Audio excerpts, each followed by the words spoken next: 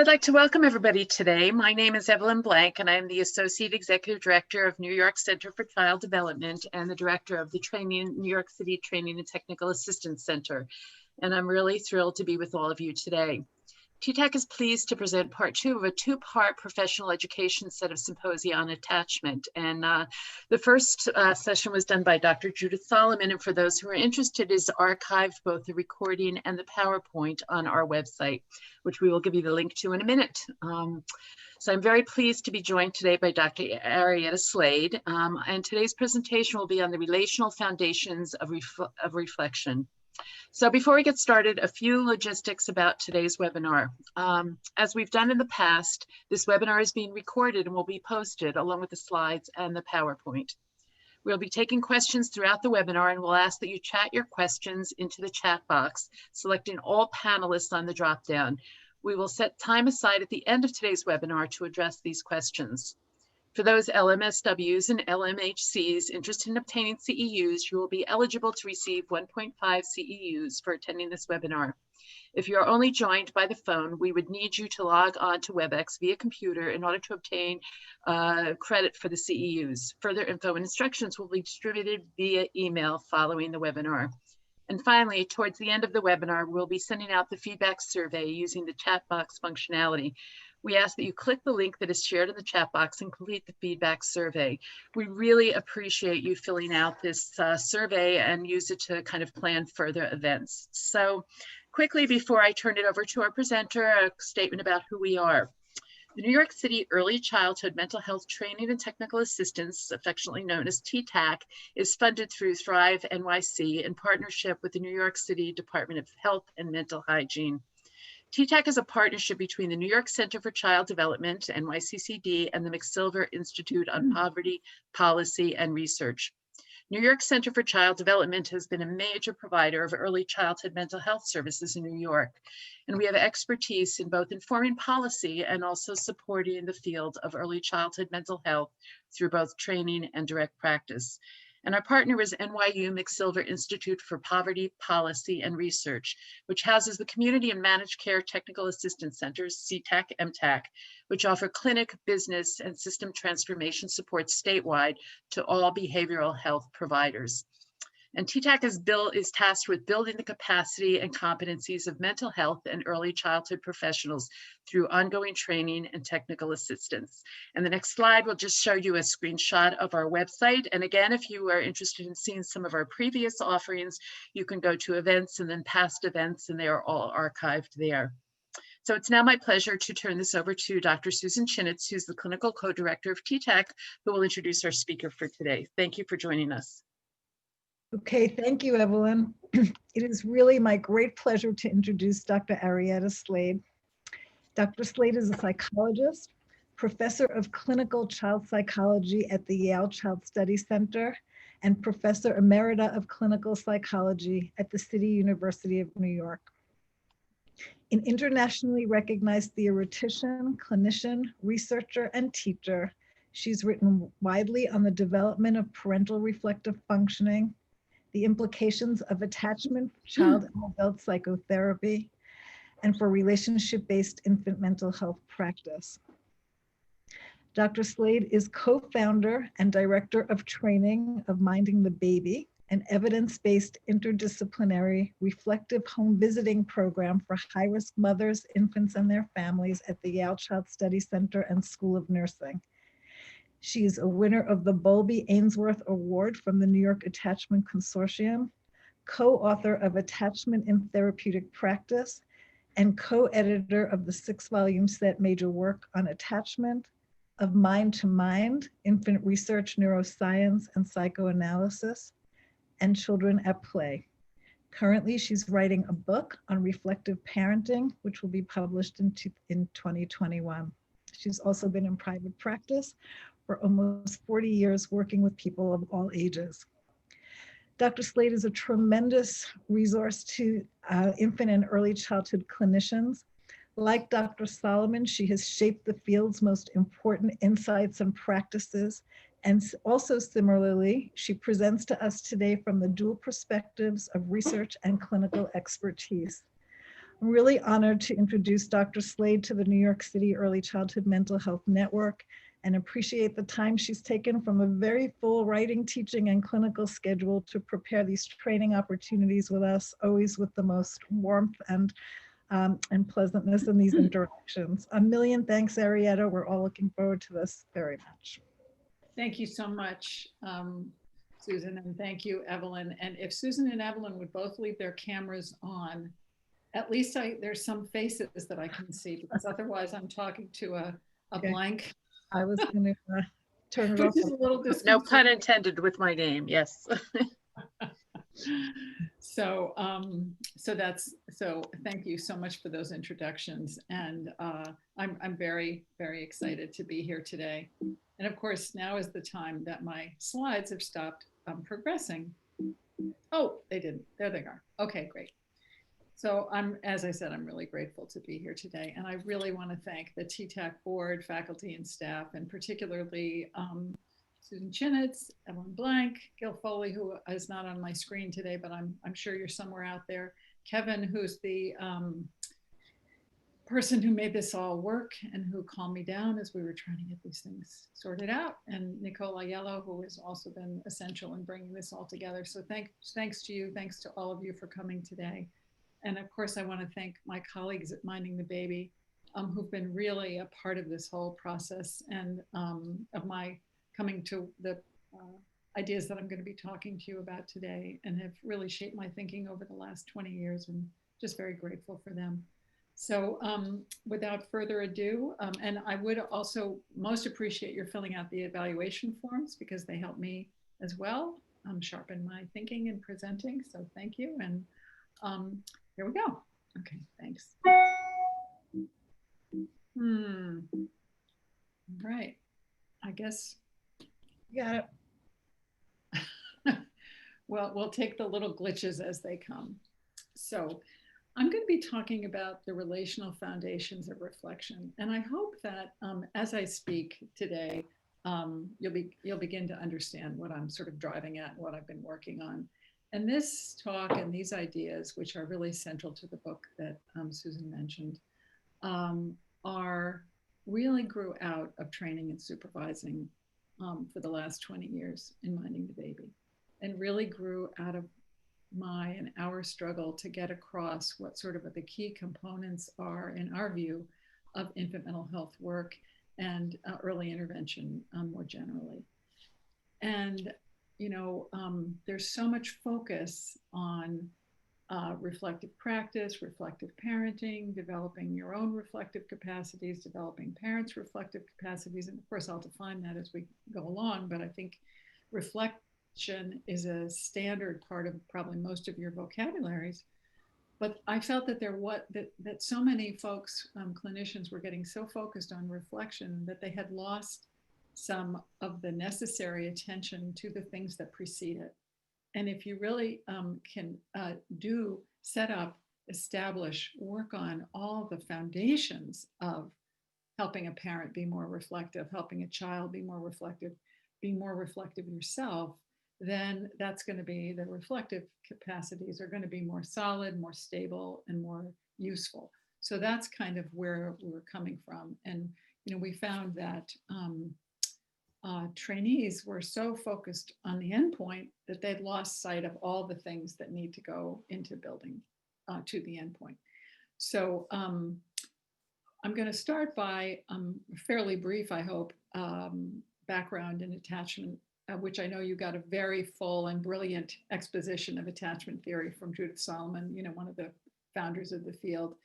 And I'm going to talk about mentalization, reflective functioning theory a little bit, and trauma a little bit, just to kind of give you the theoretical grounding for this work. Then I'll present the relational foundations of reflection model.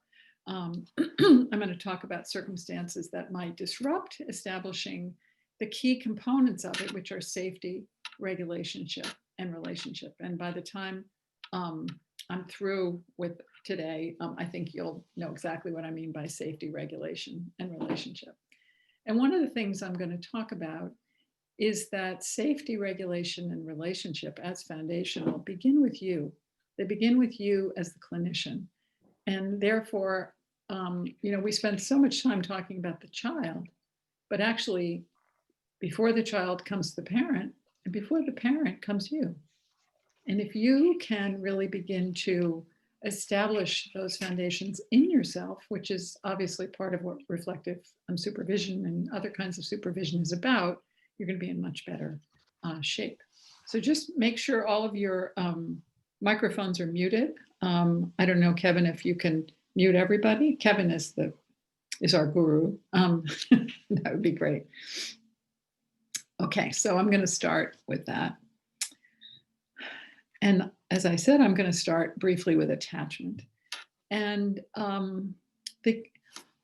I hope I'm just going to use this, the next couple of minutes to really bring you to where I want you to be in terms of thinking about attachment. So the child begins life ready for relationships. They're not a blank slate. They are ready. And the kinds of experiences they have with their most important people in their lives, their parents, their siblings, their grandparents, but particularly their primary caregivers, are going to shape the kind of human being they will become. That is, our humanity is established in our primary relationships. The child comes to these relationships with some basic needs. The first is safety. And I'm going to be talking about survival. And you might find that a sort of an odd word to focus on. But really, the child's not only literal survival depends on the parents, but also their emotional survival, their relational survival depends on their early caregivers. But they turn to the parent for safety. You'll comfort me and protect me. And if you think about the evolutionary roots of attachment, this is something that we see in the wild all the time. The child signals the caregiver, not only in the wild, in your kitchen, the child signals the caregiver, I need to be safe, and the caregiver protects them. The child also needs a sense of security. You'll support me, watch over me, delight in me. And the caregiver also provides regulation. You'll help me make sense of my feelings. You'll help me make sense of what's happening inside of me. You'll calm me down when I need to be calmed down. You'll help me contain my excitement. All of these are basic things that the child turns to the parent for.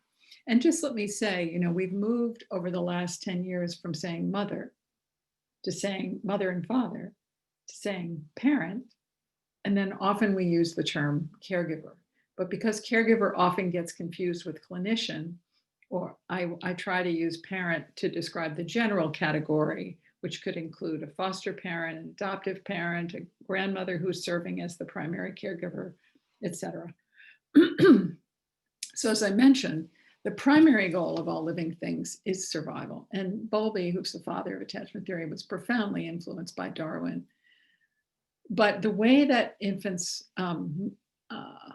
ensure their safety is that they seek proximity to stronger and wiser attachment figures who can protect them. So, and the force that ensures the child's survival is the child's attachment system, which is when they are startled or frightened or needy or scared, or they seek safety, and the caregiver attachment figure is the one who provides it. So as I said earlier, these primary relationships ensure the child's survival and humanity.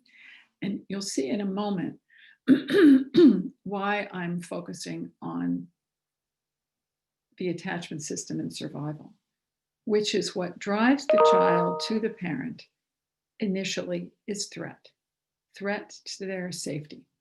And it's what happens in those moments of distress, what happens in those moments of fear that really determine what we call the security or the insecurity of the child's attachment.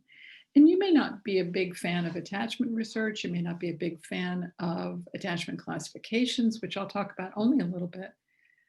But I hope that you understand that the things that we try to do as mental health providers, as early interventionists, is establish that sense in the child, I'm safe, I'm okay, and I want to get out there and know what's out there in terms of people and ideas and things. That's what I mean by essential security. And the child learns, basically establishes that sense through the relationships they have. And when the relationships they have give them essentially a sense of it's okay to explore, it's okay to be close, then they go out and seek things in the world. But when the relationship is threatened by their attachment needs, or when the relationship is threatened by their exploration, then they really have to do what they can to maintain that relationship. I mean, it's important to remember always that the relationship with the parent is primary, and they will do anything they can to maintain that relationship and to not drive the caregiver away.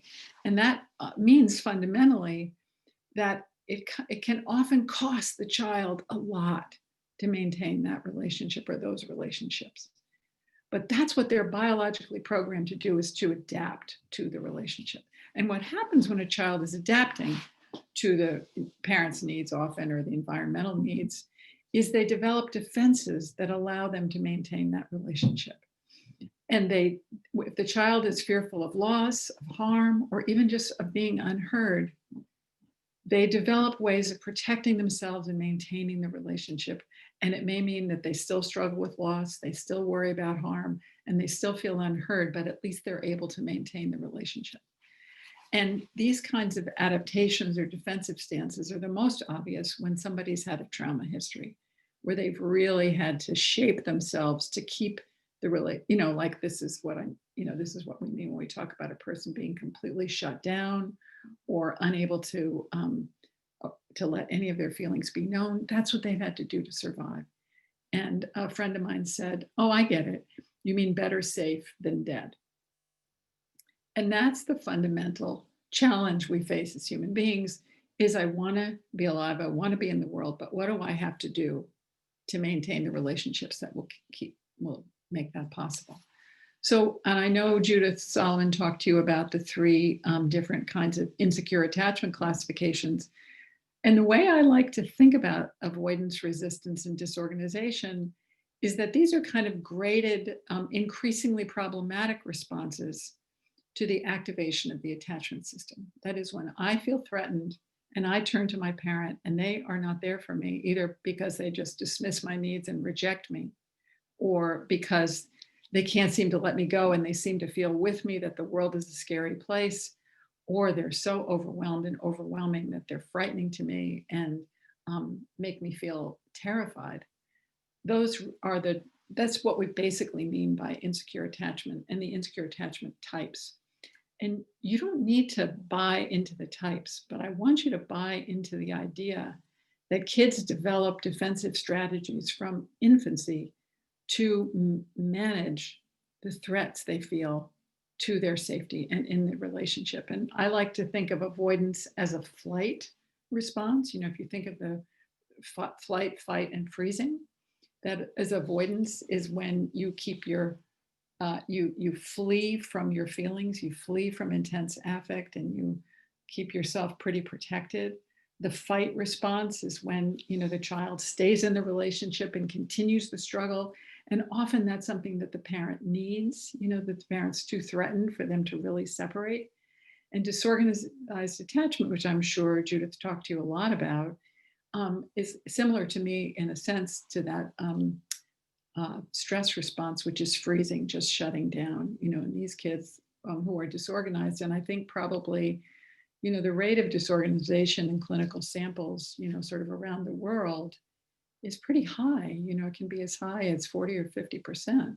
And so a lot of the kids we're seeing are going to look dissociated. Their behavior is going to look disorganized. They're going to look, particularly when they're distressed and can't count on the people around them to sort of manage that, they're going to look quite, and the term disorganized is one that, Judith really developed. She talks about disorganized attachment and disorientation, but that's what happens when you're just a little baby and you don't have anywhere to turn and your caregiver is scary to you, either because they're literally being scary or because they're so terrified themselves that you can't count on them. So what are the factors from an attachment perspective that interfere with the development of secure attachment? Well, the parent's own attachment history and organization. There's not a lot of evidence, and people are trying like mad to make the case that the child's biology or genetic makeup determines their attachment orientation. I mean, that work is very much in its infancy, but it really appears that there are few, if any, kind of genetic patterns that are linked to avoidance, resistance, or disorganization. And I won't go into that history, but there's, as you can imagine, a lot of people have felt, well, this has got to have a biological component. It seems that environmental factors account for 90-some% of the variation in attachment organization.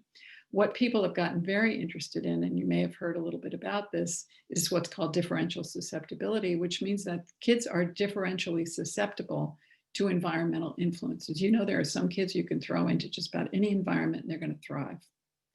And then there are kids who you put them in a difficult environment and they just collapse. They don't, and that they're beginning to think has a genetic component. And they call it the orchid hypothesis, because some kids, you put them in a difficult environment and they collapse, but you put them in a good environment and they thrive. And you've all seen those, children who come into work with you and their parents, and suddenly they just take every little morsel you have to give, because again, they're differentially susceptible, meaning they're very susceptible to the bad, but they're also very susceptible to the good. And all these hypotheses about genetics are very interesting, but we can't affect genetics, clinically. We can only affect the outcomes. So, we're not tinkering with that at this point. God knows, 40, 50 years we might be, but I don't want to even think about that. But the next question I want to dwell on very briefly is culture. A lot of people have argued that attachment is a Western idea. It's tied in, with sort of class-based thinking, essentially. And the fact is that people have looked at attachment processes around the world in every kind of culture, non-European cultures, all around the world. And what they find is that across cultures, the bulk of children look secure as defined by their culture. And that universally, attachment is tied to the way parents respond to the child. That is, each culture has their definition of what matters to that child in their culture to love and work and play and learn and read. But most cultures, in fact, they call this the universality hypothesis, do what, the parents provide what the child needs to feel safe and protected in that environment. Now, there are ecological constraints that the other thing I wanted to say is the parental sensitivity is the predictor of outcomes. And most cultures provide what parents need to be sensitive to their children.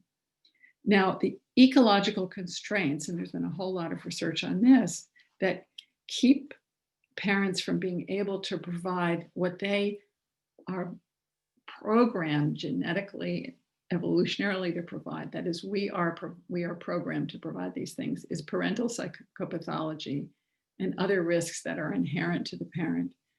Socioeconomic risk turns out to be just as damaging to the parent-child relationship as the parent's history of adversity, their ACEs, et cetera. Socioeconomic risk, which is defined by different researchers in a variety of ways. But the more the parent is worrying, is really young, is parenting on their own, is wondering where they're going to get the next meal, don't have jobs, have high histories of trauma that are, from the communities in which they're living. And I begin to think a lot, as I think many of us have, about the ongoing impact of systemic racism and other forms of cultural oppression. And what I want to convey about attachment, and I know that I've spent more time on this than I said I would, is that if you think about fear as the thing that gets in the way of attaching, and fear that also is the thing that promotes attachment, if you live in a chronic state of fear and anxiety and threat, it's going to be much harder to be sensitive, to be available. And that is our goal as policymakers, as providers, to lower the threat on the parent-infant relationship so that they can develop the skills they need. Okay, I'm not going to spend time on that. I'm going to now turn to reflective functioning. A lot of research, not enough over the last 20 years, really says that one of the things that helps a parent respond sensitively to the child is their ability to imagine the child's thoughts and feelings and to understand and envision their own thoughts and feelings as a parent. So when you see your child struggling, you say, what's wrong? What's going on? What do you need? What do you want? What's going on? That is, you're automatically curious about what's going on inside the child. Or when you're having a bad day and you're slamming doors and you're screaming at your child, your partner, you ask yourself, what's going on with me? What am I feeling that I'm responding this way? That is, behavior is always understood as a function of what's going on internally. That is, oftentimes parents come to you and they say, well, I want you to stop the fact that he wakes me up 6 times a night. And I want you to fix that. And your first question is, well, I wonder what's going on that he's waking up 6 times a night. What's happening inside of him? What's he feeling? Because once a parent can imagine what's going on in the child or themselves, they can begin to hold and regulate and experience the child's thoughts and feelings and help them experience. And it has a profound effect on how you behave once you start thinking about what might be going on in the child. And it changes the way you see the child. For instance, my child's bad. He hits me. Well, why does he hit me? He's not bad. He's scared. He needs me. I've seen total shifts in parents' entire behavior and attitude once they can begin to see the child in a different light, once they can envision the child as being afraid and needy, or afraid and hopeful rather than angry and bad. And we know from research that reflective functioning is something that really promotes secure attachment in a lot of ways. And Sally Provins, who was a psychiatrist and psychoanalyst that was one of the people who founded the Child Study Center, used to say to parents, don't just do something. Stand there and pay attention. Your child is trying to tell you something. And so many parents come to us and want us to do something. So many of us get stuck in the idea that if we do something, we're going to fix the situation we're facing with a family. But you need to stand back and pay attention. What is the child telling you? What is the parent telling you? What is the family telling you? That's a reflective stance. One where you don't get caught up in the behavior, but you get caught up in trying to understand it. A good enough parent or a good enough clinician asks enough of the time, what is that something that I'm trying to understand? How can we address it, ameliorate it, regulate it, understand it? Let me try to imagine what you're feeling so I can figure out what you need and help you feel better. That is a parental stance we're hoping to inspire. That's a clinical stance we're hoping to hang on to. So it's a stance of curiosity, of wondering, both in action and in feeling. That is, a parent who's wondering in action, when the baby starts to cry, will say, will probably maybe put the pacifier in their mouth or try to help them nurse or give them a bottle or jiggle them. I mean, all those things are wondering in action. I wonder whether you're, or is your diaper wet?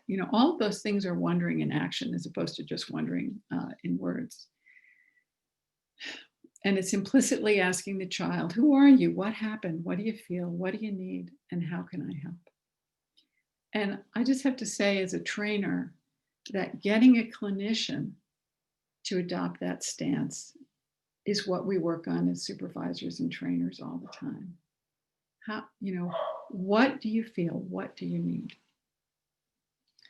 So we talk about this as implicit. That is what I was just saying, wondering in action. That is what the parent does. And you can see a parent move forward in trying to say, I'm ready, I'm open.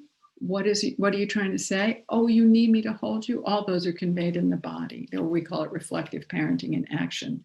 Or they can explicitly say it, I think you're feeling, I think you're scared because, Daddy and I had a big fight last night, or I think, Daddy and Mommy, or Mommy left this morning in a hurry and I didn't say goodbye to you, and that made it a really hard day. But both conveying curiosity and engagement in action, which is, I think, one of the things when we work with parents, we don't necessarily see them being able to talk about it right away, but we see their actions changing. We see their posture changing. We see their physical openness to the child changing, their physical Steve Porges, and I'll talk a little bit about him later, talks about, making direct eye contact, the face being open, the smile, the chest being open, movements being smooth, language being smooth, not coming out, in little bursts.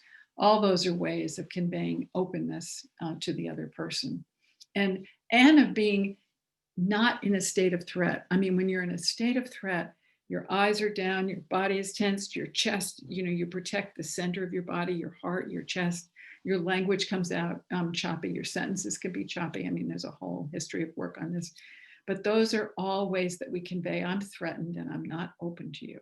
And threat is what I want you to start thinking about when you're watching parents, when you're watching kids, when you're looking at their bodies. Who is feeling threatened? What's threatening them? And what can I do? Or what's threatening me? Okay, now I'm going to introduce another idea that's a little bit, it's actually not complicated, but it's another layer to think about. Patrick Leuchten and Peter Fonagy make a distinction between what they call automatic and controlled mentalizing. Automatic mentalizing can be good. That is when I see a baby crying, that I would lean in, that I would pick them up. That's automatic, putting myself in the child's mind. But automatic, when you're aroused and upset, can also be easily distorted and give way to bias. And that's when you see parents say, she's just a little devil, she wants to drive me crazy. And at that moment, the parent is projecting his or her own stuff on the child. And it's a moment of distortion. And we call that in mentalizing stuff, we call mentalizing theory approaches, we call that, we call that pre-mentalizing. It's really bad mentalizing. It's putting up the wrong thing on the child and really seeing them in terms of your own experience. And often that happens when you're upset, when arousal is high. And one of the things that happens as you progress in your work with a child and a parent is they begin to see the child much more clearly and to stop having all their own reactions and to begin to be open to hearing the child. And then they talk about controlled mentalization, which is conscious, verbal, and reflective processing of social information, which can be something like, my mother was, struggling a lot with being alone and not having any supports and her depression. And that's what kept her from being able to be available to me. But she loved me. It just was really hard for her to be there in the way that I think she wanted to be. So that's kind of an effortful ability to consciously reflect. And of course, that's one of the things that happens in the Ghosts in the Nursery paper, is mom slowly begins to, I've forgotten her name at the moment, but she begins to be able to talk about how her own experiences of abuse and neglect really affected her. So that's a much more conscious reflection. And Selma Freiberg never uses the word reflective functioning or mentalization, fortunately, since those are such user-unfriendly terms. But that's basically what she's describing, is that the parent really starts to see the child and to understand themselves and the child as separate. So causes of impaired mentalizing are history of trauma, vulnerability to affect dysregulation, a history of disrupted relationships. And again, I didn't have these on my slides, a year ago, but I do now, which is that extreme socioeconomic risk. And there's this idea of mundane but extreme systemic stressors that people put up with, also in the form of systemic racism and cultural oppression. I mean, the mantra of mentalization theory is you can't think when you're upset. You can't think when you're threatened. You can't think when your amygdala is like, ooh. And all of the things that, many of the things that face parents today are putting them in that state. Some parents, as a result of early trauma, have blunted or heightened stress reactivity. They react on a dime, or you can't get them to react at all. And also sometimes the child can be it's a very hot relationship. I mean, for those of you who are parents, there are no relationships that are more intense and evocative than your relationship with your children. but the child's needs and emotions can become a threat, and the child can be a trigger or re-traumatizing. Now, I'm briefly going to talk about developmental trauma, and I am really going to keep it fairly brief, which is that one of the things that occurred to me, I guess it's probably about 10 years ago now, and it was in reading a paper by Christine Courtois called Complex Trauma. And it's a brilliant paper, and I recommend that everybody read it.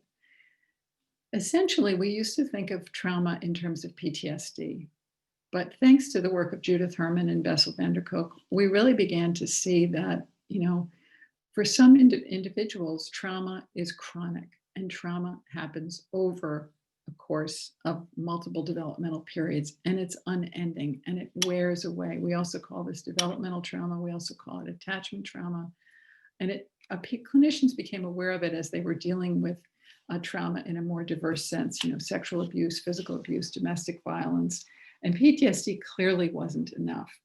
And it's multiple traumas over a number of developmental epochs. So you're in a state of chronic threat and fearful arousal.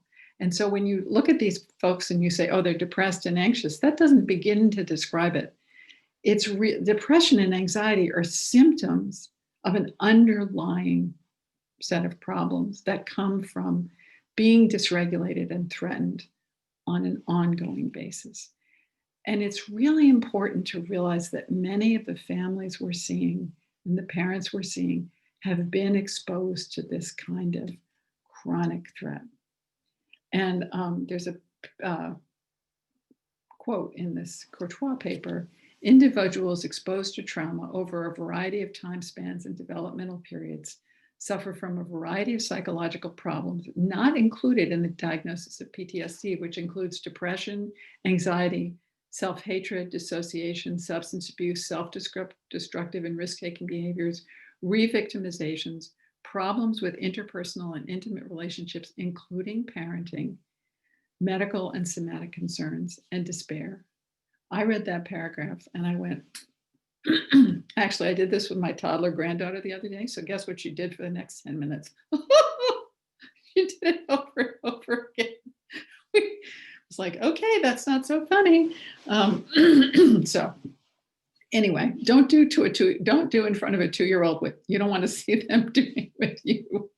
Anyway, I realized when I read that paragraph, I said, these are the families that we're working with, who are the hardest to connect with, who struggle the most, who really find it so hard to trust us, to trust themselves, to engage in the therapeutic process. But unless we have in our minds that this is what they're struggling with, they are going to be we're not going to be able to reach them. We're not going to understand them. We don't understand something critical about their psychic experience. And it will allow us to be much more compassionate, much more emotionally available, much less threatened ourselves, because it really, affects every area. And if it affects their capacity to become attached. It means that they have trouble they often have a lot of bodily, physical symptoms because that's the way they can express them. They have dysregulated affect. They can be prone to dissociation. They can have trouble with their impulses. They can have trouble maintaining consciousness. They can have a lot of trouble with attention regulation. I mean, we love the diagnosis of ADHD, but so many times we're really talking about trauma symptoms, not being able to plan or focus. All of those are secondary to threat and to feeling in a state of danger all the time. And so they can affect self-concept and make you struggle with shame and guilt and despair. So traumatized parents who are really traumatized have a real difficulty managing negative affect, containing their impulses, have such profound alterations in their sense of self and other in the body. They can be prone to extreme withdrawal or extreme volatility. They can be frightening to the child or frightened by the child. And the child can find them frightening, both because of their actions, but also potentially because of their dissociation, which is terrifying because the parent in either case is not providing a secure base. And Mary Main in 1990 actually coined a phrase, which is that the person who's supposed to be the child's source of safety is a source of alarm. So you're biologically programmed to go to your caregiver, but that caregiver is dangerous. And that's a terrible dilemma. So I'm going to move ahead here to the relational foundations of reflection. So through my work in Minding the Baby, I developed a model to conceptualize the work we do that builds on attachment, mentalization, and trauma theories, but also on a lot of work in affective neuroscience. And, I have to say, particularly inspired by the work of Steve Porges. And it provides a model, I think, for understanding the complexities of the work you're doing. And particularly when there's so much threat, and we today have, fortunately, and my apologies to anyone who doesn't feel this way, but I think we had a political threat that was increasing and having a dramatic impact on families at so many levels. And now we have obviously the threat of the pandemic, which is wreaking such havoc with so many populations in the country and people. Sorry.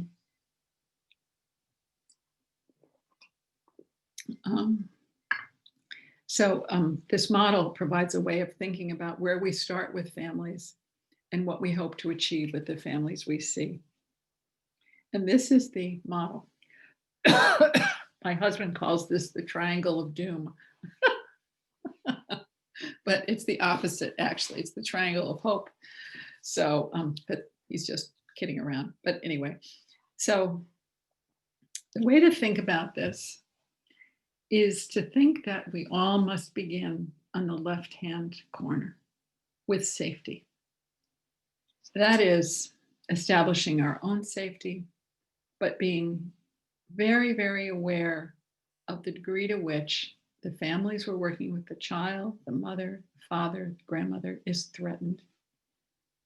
How much are they feeling safe, and how much are they feeling threatened? And I'll be talking about this now for the remainder of our time together. And when someone feels safe, they are capable of regulating their experience. They're capable of being regulating in relation to another person. But so often clinically, we see people who are threatened and dysregulated. And we can also be threatened and dysregulated, but we can see parents, we can see children who are both in a state of fear and in a state of dysregulation. We all, I would imagine, most of you consider yourselves as working in a relationship-based way. That is, you understand that the work that you do with the families you see depends upon your capacity to establish a relationship with them. And that attachment relationship that they form with you and the relationship that the child forms with their parent is essential to therapeutic progress. But you can't engage in that relationship as a parent, namely engage in a relationship with you as a clinician or engage in relationship to the child if you're feeling too threatened and too dysregulated. So that we often say, well, we're a relationship-based practice. We're a trauma-informed practice. But being a trauma-informed practice means that those two triangles on the bottom are really important to you. Because once they're addressed, then the relationship-based part of your practice can proceed. And then you've established literally the foundations for reflection, learning, and exploration. And oftentimes burnout occurs because clinicians become so aware that learning isn't happening, reflection isn't happening. And it's all about saying, okay, it's not happening, but why? What's happening in safety? What's happening in regulation? And is this relationship that I have with a parent, that they have with their child, robust and secure enough to promote these things which grow from attachment and a relationship? So let's start at the bottom of threat and the search for safety. So an essential survival mechanism is monitoring threat. We do it all the time. Right now, I'm very relaxed. I'm not worried about anything in the environment in which I am. But if I had to be, it would be very different because my brain would have to be checking everything out all the time. And that's how we're programmed. I mean, we have to be, right? That is, this part of the brain has to be accessible at all times. And if a, big something crashed in the next room, I would react. So Steve Porges calls this neuroception. It's the part of the brain and the vagal system that monitors for threat all the time. Threats are normal. Everybody has experiences of threat. They're normal in child development. Every child gets threatened in life. It's all about regulating it. And parts of their brain are designed to detect threat. That's the limbic system, the amygdala, the emotional brain. And we know from all the research on ACEs and on toxic stress that chronic threat is enormously damaging. And it puts the brain in overdrive, in a state of chronic fearful arousal. So what happens is when when you're stuck in that kind of state of arousal, you can't plan, think, use your range of executive functions. And that's when we talk about being in a state of automatic mentalizing, that you see through the world through the lens of threat. You see the world through, and we all encounter this clinically all the time, and potentially in ourselves. Regulation is the antidote to threat, right? Regulation is, ideally the caregiver regulates, you don't have to be afraid of that. We're fine, and I'm going to get you out of harm's way. And then I'm going to say to you, it's okay that you're really upset. It's okay that you're really mad. It's okay that, you don't want to be with me right now. And it's safe to be with me. It's safe to be with others. I mean, the parent regulates threat all the time. And fearful arousal is regularly modulated. And as I said earlier, when the caregiver can't regulate certain feelings, you have to defend yourself in some way against those. And one of the things I worked with somebody named Wendy Haft many, many years ago, and we looked at some of Dan Stern's paradigms of attunement, what emotions a parent attunes to, what they don't attune to.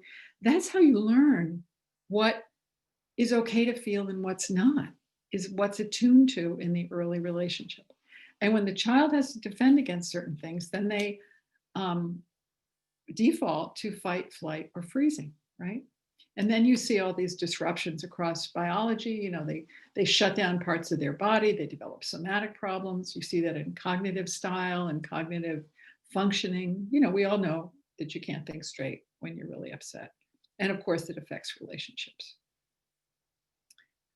So you have to address safety and regulation. I'll talk more about that, of course, in order to involve oneself in relationships. And relationships make living beings the humans that they are, right? Your humanity is determined by relationships. And relationships are a balm against emptiness. And there's a person named John Allen who writes wonderful books on psychotherapy. But one of the things that he really talks about is that attachment trauma leads to such a feeling of being absolutely alone and afraid. And relationships are the balm against that. And if you think about Winnicott and other people who've written about this, it's also the relationship is where creativity begins, where imagination begins, it's where play begins, and it's where trust is established. I'm not going to go into Fonagy's idea about epistemic trust, but anyway, there are basic remedy for the experience of fear, of loss, of annihilation, of emptiness, and they offer us the deepest expression of our humanity. And the more the child feels safe and regulated, the more the adult feels safe and regulated, the readier they are for relationships. So these are the foundations, and I'm going to talk about them each in turn in terms of the clinician, the parent, and the child. But I just want to add to the top of that is to start with, under the definition of reflection, to include meaning making. What meaning do I make of this situation? How can I figure this out? What's going on here? Just that, and you all know that experience when a parent shifts from reacting to wondering. What's going on here? As I wonder why I'm feeling that way. Yeah, you're right. That did really trigger me. Yeah. She didn't mean to hurt me. She was just frustrated. That kind of moment when you shift to actual making sense of things. Obviously the term mentalization, and I just, unfortunately mentalization and reflective functioning are truly user unfriendly terms, but we seem to be stuck with them. So, but insight, play, exploration, all of those, grow out of safety and like regulation in relationships. And when I fell in love with the concept of automatic and controlled mentalizing, I'm, sort of not in the throes of love anymore, but sometimes concepts really help you. But as you move up from safety regulation through relationship and to reflection, you move from automatic responding to more, thoughtful and measured and not driven by your amygdala responding.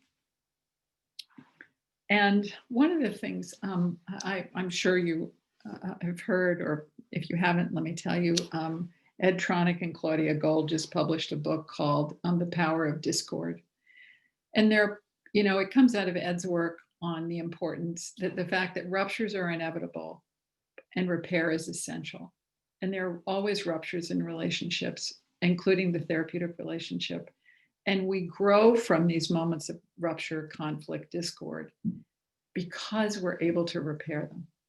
And none of the progress along this triangle is absolute. There are always ruptures. There are ruptures in if you analyze conversational dialogue, there are ruptures in the most mundane conversations. But it's how you repair them and pull them back together and create closeness that's so important. And it's really important because I think therapeutically, it gives us room to make mistakes, to miss something, to go back and say, I was thinking about that, and to really not feel the catastrophe of a rupture, but it's an opportunity for repair. And Ed and Claudia make the point beautifully that the repair is everything. The repair is really where growth happens, because then you learn that your moments of deepest aloneness are not the end. They're an opportunity to get back in synchrony with the other person, repair with the other person. So I love visuals, and I love visuals because they help in teaching, but they also help me organize my thinking. And we've talked about the three insecure classifications of attachment, and we've talked about fight, flight, and freezing. And I want to put them into the context of the arousal curve. Now, we all know from Barry Brazelton, one of our heroes, the notion of the arousal curve, which he talked about initially as states of consciousness. That is, a baby when they're asleep is over on the left-hand corner of the arousal curve. They're out of it. They're not paying attention to the world. And then as they start to wake up, they become more and more aware of the world. And that moment in the middle of the curve is like the moment when learning happens, the moment when connection happens, the moment when you have their attention and they can look at you and they can look away and they can look at you. But all of those moments are moments when you can get into the child's mind and you can really connect, right? And then as they start to get, let's say, hungry or tired or frustrated, they move across the curve down to the bottom on the other side, which is they become increasingly over aroused, they become upset. You can have, we all know that moment when the dad's playing with the baby and throwing the baby up into the air and they're having a great time. And all of a sudden it's a little too much. And that's when mom says, why did you do that right before bed? But then the child gets upset and they're crying and they're over aroused, right? Now we use the same framework to talk about disruptions in attachment. There are the kids and the parents and the therapists who learn to keep emotions very regulated, right? When they're hyper regulated. And so they keep arousal at a minimum. And that is the template for avoidant attachment and for the flight defense. Let me flee from intensity and negative affect. On the other end, on the right-hand side of the curve, are those who tend to be flooded. I mean, the mom you come to talk to and she doesn't stop talking for 25 minutes because she's just got to tell you the story that happened with, her mom and she can't contain and modulate that arousal. And we think of that as being consistent with the resistant preoccupied stance and similar to fight, which is you're always in the affect, you can't create some distance from it. And then sort of at the problem, the really problematic pole. And again, I think this is quite overrepresented in the families we work with, are being dysregulated, disorganized, unresolved, and also having hostile, helpless representations of caregiving, which is a whole other conversation, and to being prone to just freezing, just being overwhelmed. And these are the most difficult situations clinically. These are the most consistent with high levels of trauma. And these are the families where you struggle the most. So again, this is my brief foray into, going to be very brief, pictures. But if you think of the avoidant pattern or the flight pattern as being an excessive regulation, which is going to crimp the relationship, keeps threat at a minimum, but really impairs reflection. You see what I'm getting at there? Does that make sense to the three people I can see? So that, there are parents who just keep everything at a minimum. Any feelings, they're highly regulated. Then you have people who are kind of overwhelmed and always anxious and always stressed. But that really impacts the relationship because you really can't connect with another person when you're being kind of invaded by intense negative feelings. And regulation then is kept at a minimum. And again, reflection is threatened. And then, the most problematic individuals are those who are just feeling threatened. And usually, I think clinically, we see a lot of these parents as quite dissociated and withdrawn, or really activated and threatened and threatening. And often, they're engaged in active, overt, dangerous conflicts with other people, etc. So I want to take these ideas and apply them to the clinical work that you're doing. And I think I've already said a lot of what's on this slide, which is that safety, regulation, and relationships are the foundation of reflection, and they build on each other. There's no regulation without safety, no relationship without safety and regulation, and no reflection without a relationship. That is, it's dependent on the relationship. And if you're in survival mode, which so many families are, thinking, feeling, and meaning making are impossible. So that when you get to reflection, it's the result of your being able to create safety, regulation, and build a relationship. So I'm going to, I think I've said, the important thing to say here is this can take a long time.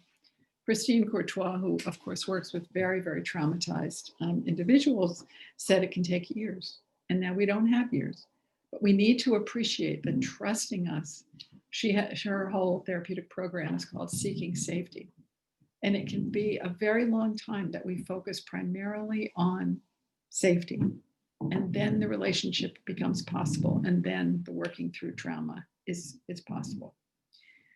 So I'm going to start with the clinician, because while we may think that we really are focused on the child, as I said earlier, it starts with you. So it begins with a graded sequential process with your finding a way to feel safe, regulated, connected to the other person, and reflective. This is critical to your having a therapeutic impact, regardless of what kind of intervention you are doing. That some of you are doing curricular-based interventions, some of you are doing a more traditional infant mental health intervention, some of you are working with birth to 3. But regardless of what you're actually doing, if you don't feel safe, regulated, and open to the relationship, it won't happen. And this is an ongoing process that's supported by supervision and self-awareness. Do you feel physically safe in the setting you're working? Do you feel safe with the family? We all often work in very chaotic situations. Do you feel physically safe? Do you feel pressured by curricular expectations? To me, this is often the biggest impediment to safety, is the feeling that, oh my God, I have to do this today. Today's the day when I have to do the safety check, or today's the day that I have to deliver, give the ASQ, or today's the day that I have to blah, blah, blah, that I'm supposed to talk about separation anxiety. Once you feel that threat, you're less open. Are you judging and criticizing? We so often find ourselves saying, oh, I can't believe she did that. You're going to have those feelings, but they usually are a sign that something's going on inside of you, that you're feeling mildly threatened. Are there other sources of threat affecting you? Internal, personal triggers, This family situation reminds you of your own, right? An alcoholic parent reminds you of your own. This mom is just too hard for you, all those things. What do you need to do to establish your safety? What can you do? And again, it's often supervision, but it's often, meeting the parent in a place that's safer, meeting a parent when the source of danger is not in the home. How do you, or getting them to a safer place? Are you physically reasonably calm and regulated, or are you shut down and agitated? We do a lot with Minding the Baby where we say, sit in your car for a few minutes, take some breaths, establish your, sense, think about what you're trying to accomplish that day. And really take the time to do that, because when you're dysregulated and, you go into, one of my memories in a situation like this is a mom who, a clinician who was in a home where they had a bed bug infestation. Now that was very dysregulating to her. That was very upsetting. Where could she sit? Where was she safe? She was in a state of flight, So what are the regulatory things that you need to do to attend and think clearly? And oftentimes what we find is that when clinicians are feeling dysregulated, they will suddenly shift to doing rather than being. Let me fix this. Okay, let's make some phone calls. Okay, let's look at your schedule. Okay, let's, now those may be necessary things, but if you're doing them out of your own dysregulation, because it's easier to get a mom to think about how she can get on the school bus than it is to sit with your and her anxiety, that's worth thinking about. So how can you calm yourself and reestablish balance? This is my complete hobby horse here. Are you open to a relationship? This is the therapeutic port of entry. I always tell trainees, you are the tool, the most important tool you have. Your humanity, your caring, your compassion, your warmth, they are the most important tool. And if you can't access that, you need to do some work to access that, because the safe relationships are what promote exploration and reflection. Now, Peter Fonning, I just heard him speak a couple of weeks ago, and he talked about the we mode, which is the capacity to establish a we, right? We're in this together, our favorite phrase these days. But what about the we mode, right? Are you able to establish that? Can you hear the noise that's in the background here or not? Yes? It's not bothering you? I'm sorry. This is like the garbage truck that goes by, or the, our new home reality. And what about you? Can you maintain a reflective stance? And I'm going to talk about this a little bit. Can you observe the parent and listen to them? This is so important. These are, to me, the steps inherent in a reflective stance. Observing and listening first, then mirroring, repeating back to them, just saying what they're saying, hearing them out, mirroring the child's play activities, right? Can you be curious and open after you've mirrored and just sat there and reflected back to them? Can you wonder why? Can you be curious, right? Can you tolerate uncertainty and not need to direct them? Most important, and I see so many clinicians struggle with this, can you generate hypotheses? Can you actually come up, after you've done all these first steps, can you say, well, maybe, this was a really hard time for you because, remember you told me about that time with your mom, and when, she just got in the car and drove away. Maybe this moment just brings that up to you, that feeling of being totally alone. That's a hypothesis. That's a clinical hypothesis. You don't share that too early. You don't share that too late. You share it when it's just right. But I find so many clinicians, you say to them, what do you think that happened in that moment? And they'll say, I don't know. It's like, I don't want you to say, I don't know. I want you to be thinking about what it could mean. And are you able to repair ruptures? So these are the layers of support within the clinician. Do I feel safe? Am I regulated? Am I open to a relationship? Can I take a reflective stance? You observe the parent and child. Don't just do something. Stand there and pay attention. The child or parent is trying to tell you something. Does the child or parent feel safe to you? Are they closed? Are their eyes downcast? Is their language flat? Are their bodies tense? Do they make good eye contact? Are they breathing? Is there communicative speech? Is there something you need to do to make them feel safe and less threatened? They can feel threatened by you just because you want to have a relationship with them or you expect to have a relationship. They may be threatened because you ask them about their emotional life. I mean, for some people, this is like saying, I'd like you to speak Greek now, and I'm not going to give you any introduction. And I'm just going to ask you to engage at a level that is completely either uncomfortable to you, unfamiliar to you, dangerous. There's an enormous power differential inherent in much of our work. You have the power, for example, many of you, to have their child removed, right? You may have race or class differences that are enormously meaningful to the parent, that they can't imagine that you could understand them. And you might have to do hard work. But somebody said to me, Tanika Eve Simpson, who's one of our core people in Minding the Baby, she said, a mentalizing stance is an anti-racist stance because it's a stance of humility. I don't know you. I can't say what's inside of you. I'm opening to hear what it is. It's, culturally humble. It's culturally responsive. It's a state of let me find out about you. But when faced with someone of a different race or class or privilege, a parent can obviously feel, well, my experience with a lot of people like you in the system is not that you want to know me. It's that you want to control me. So you've got to overcome that. And any of these can lead to fight, flight, or freezing. Are they reasonably calm and regulated, or are they shut down and dissociated? And Kevin, I know I have 10 minutes left, by the way. What is their body tone, their tone of voice? Are they able to attend, to be present, and think clearly? Think to us how many sessions you've done where a parent and a child are not in this state. What can you do to calm them down before you worry about generating hypotheses, which is, in my view, 12 steps down the line? How can you calm them down and get them more regulated? Bessel van der Kolk has a wonderful term called limbic system therapy, which he talks about in terms of meditation, yoga, breathing. We do a lot of these things with moms. You quiet the level of arousal, and you can't necessarily do them in a session, but you can have it in your head. And how can I approximate some kind of relaxation effort?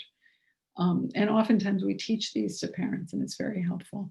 Also, engaging in pleasurable experiences can produce oxytocin. So when a mother is pregnant, helping her, write a poem for a child, make something for the child, draw a picture, all the things that engage maybe some of her reward centers in her brain to help her be more present and less in a state of threat. So we've been through that. Now we're going to engage the relationship.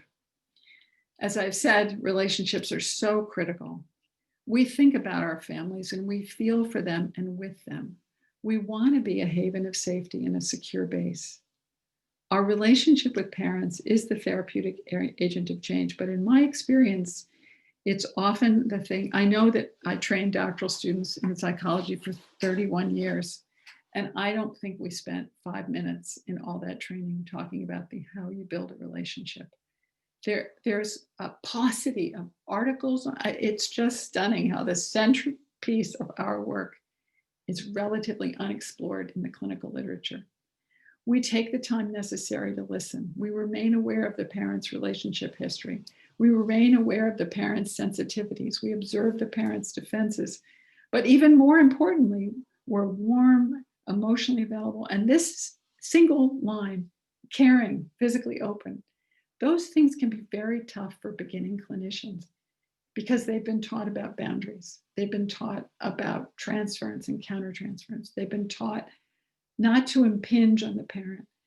But at the same time, and I certainly in my own training, there was a lot of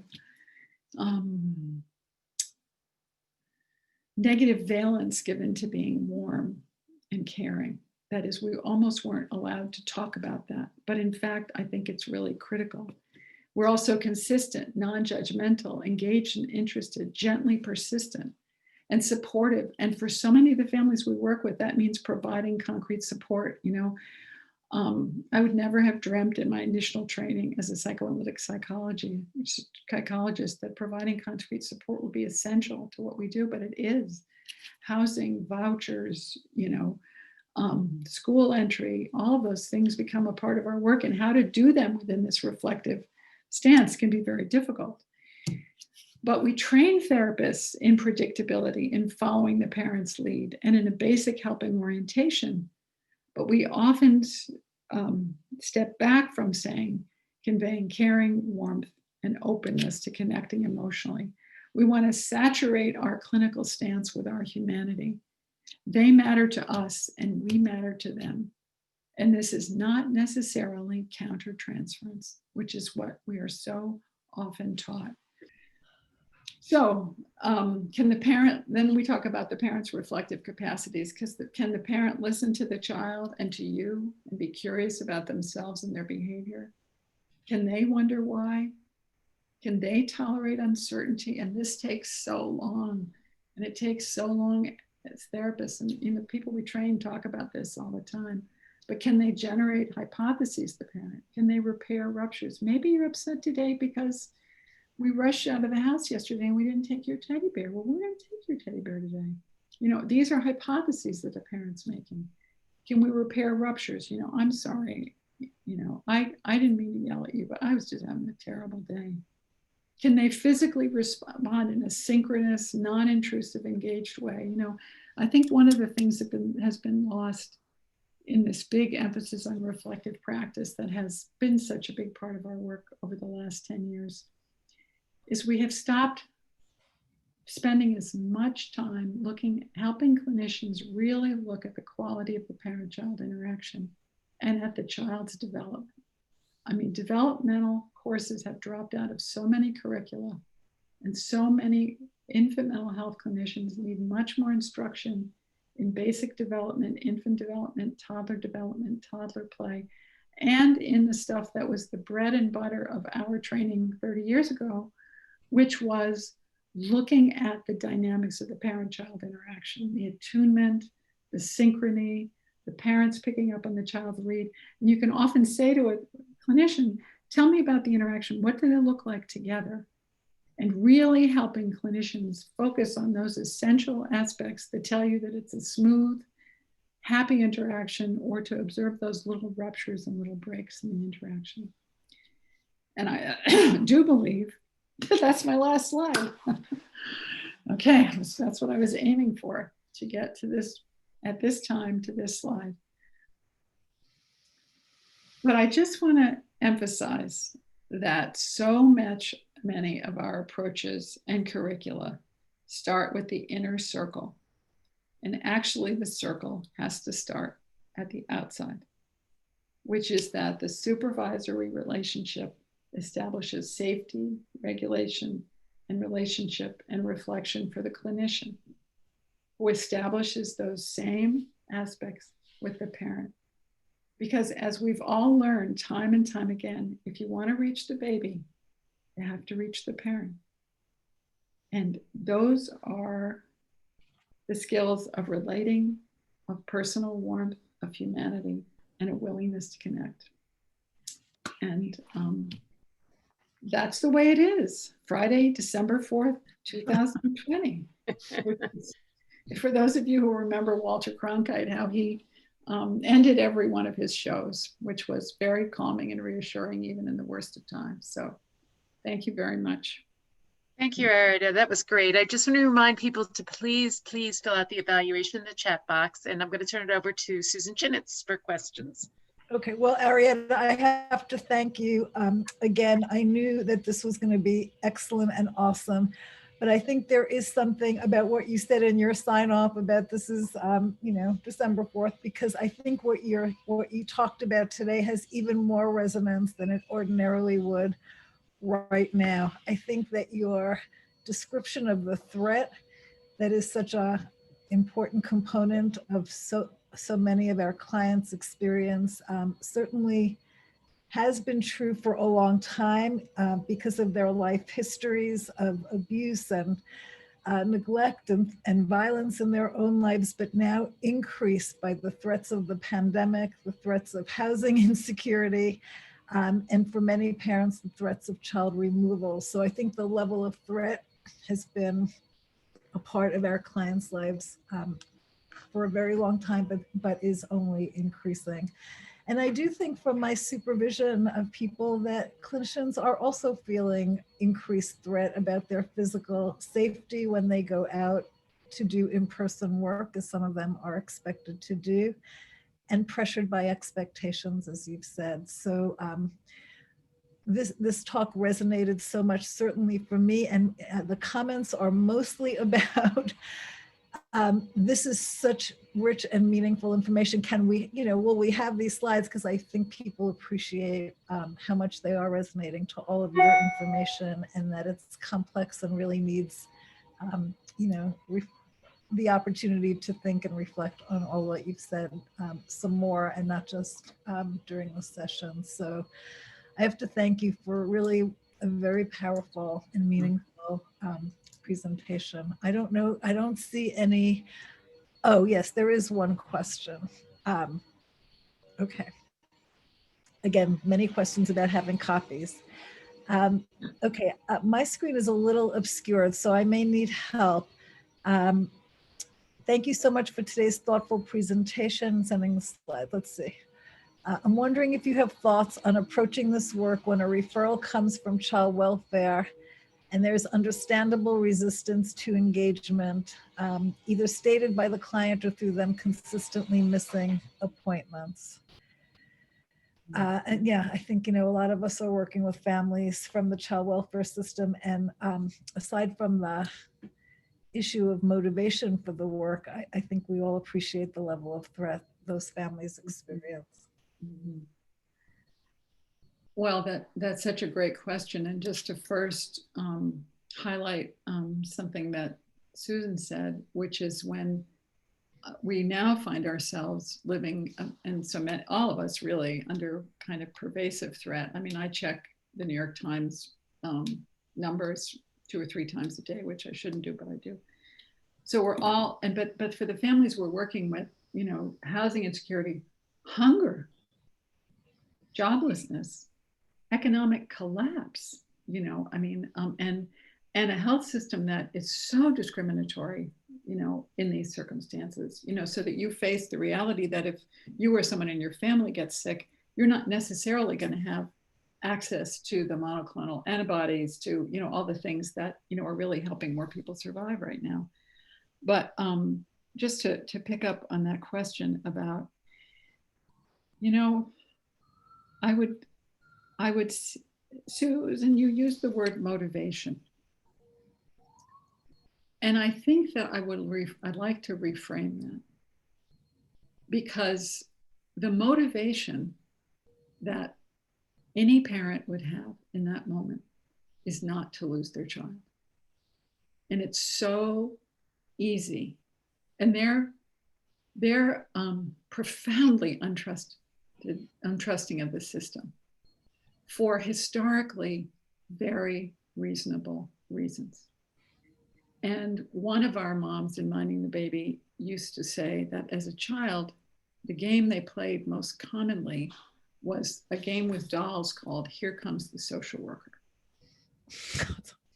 Which is, can you imagine your childhood experience, among others, is of the potential threat that you will be removed by this system from your parents. And then as a parent, to be worried that you are going to lose your child.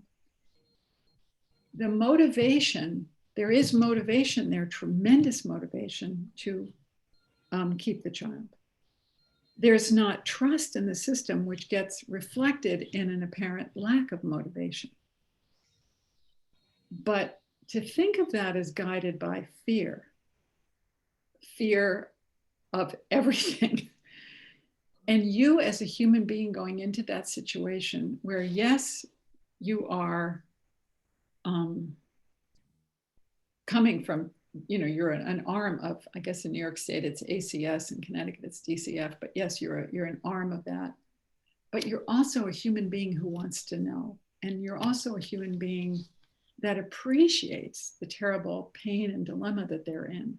And of course, you can't come on like gangbusters if you've got a mom who's barely looking at you and, and is going to let you in the house for as little a time as possible. But I guarantee you that what you convey in that moment of coming in the house or on the phone, when you may feel threatened and like, you've got your supervisor on your shoulder saying, you've got to establish this and you've got to find out that. But the more you can be the more you can be human and the more you can be compassionate and the more you can think about your own safety, the mom's safety, and just keep those at the forefront of your mind before you hit your tick box and your checklist and your major concerns. Steve Porges has these wonderful descriptions of what happens in the body when a person feels threatened.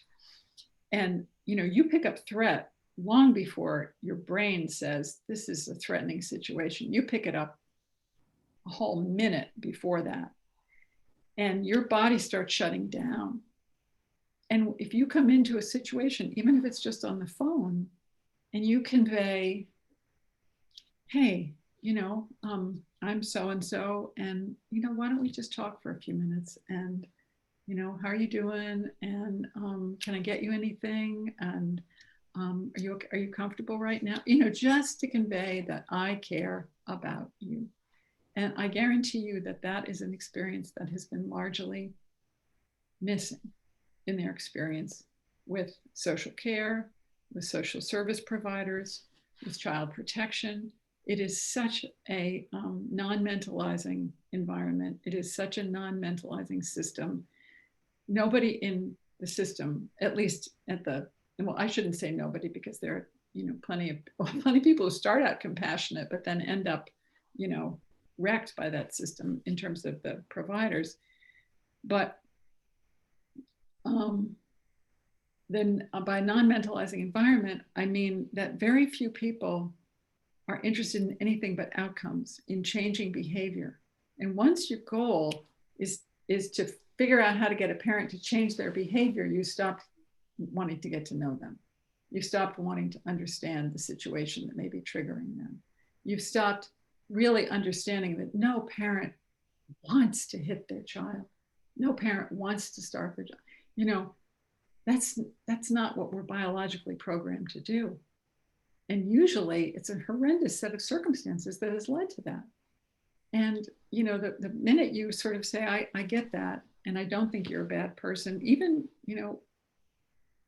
if they, have done things that are really hard for you to take, at least you want to start on that footing. I don't know, that's a very long-winded answer, but does that help? I'm sure it helps, Arietta. I don't think people want this webinar to end because there were few questions throughout the webinar other than the request for the recordings of it. And now we're kind of inundated with questions at the end. I interpret it as like people don't want this to end. So I don't know if there's time. I would have to pick arbitrarily from now a very big list of questions. Do we have time, Evelyn? Let's see. We have another 5 minutes, I think. Oh, okay. 4, 3. Okay, let's see which one to pick. What is the relationship between reflection and empathy? How are these concepts interwoven? Reflection requires empathy. Empathy does not necessarily lead to reflection. You can be very empathic and, but reflection is yet it's like, I feel really sad right now. And, you may come to tears, but being able to stand a little bit back from it and reflect on it is, so that empathy is essential, I think. I mean, they don't talk about this in the mentalization literature, but if you can't be empathic, your reflections are going to be thin and not heartfelt. Go ahead. I'm just going to ask you one more because I think you have a lot to say about this. Is there a particular measure you recommend using to assess the parent-child relationship? Oh.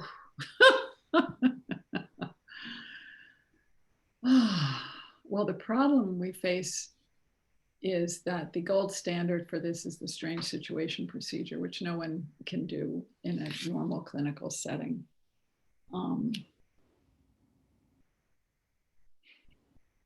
Does the questioner mean that?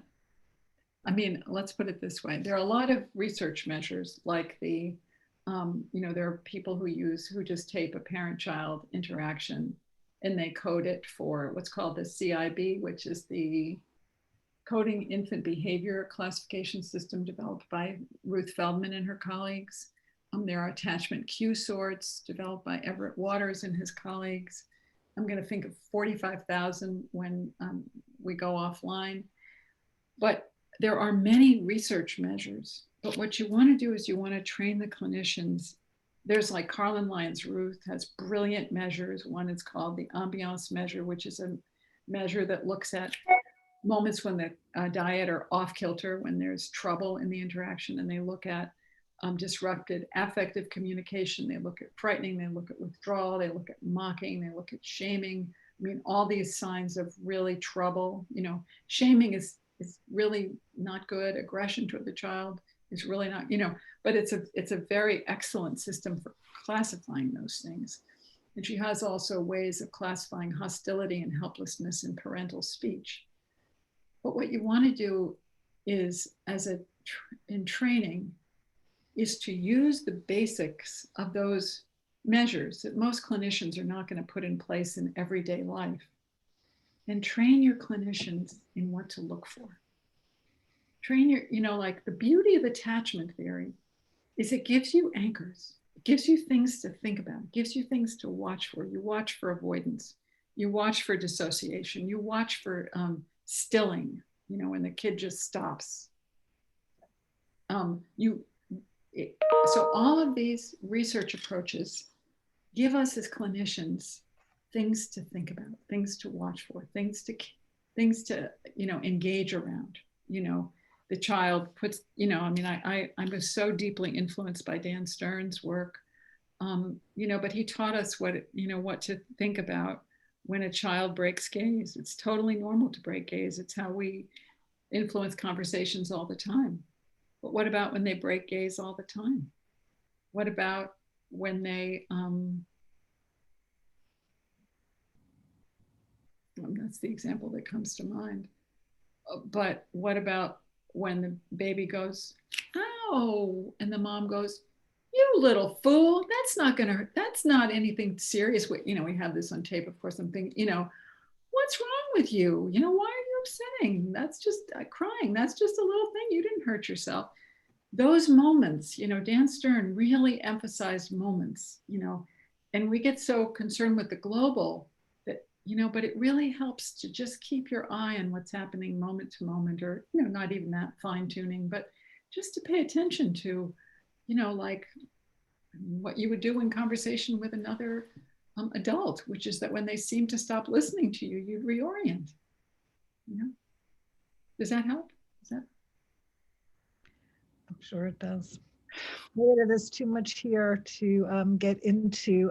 For those of you who are clinicians in the Early Childhood Mental Health Network, there might be another opportunity to address these questions. And for everybody else, we'll send these to Arietta and see if it's possible to get you some responses.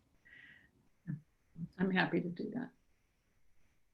Thank you so much. This was absolutely fabulous. And the feedback in the chat box, I think people are really walking away having learned a tremendous amount. And thank you so much. It's been my great pleasure. I send my best to you all, and stay safe. And thank you for this opportunity. And here's to 2021. Yes.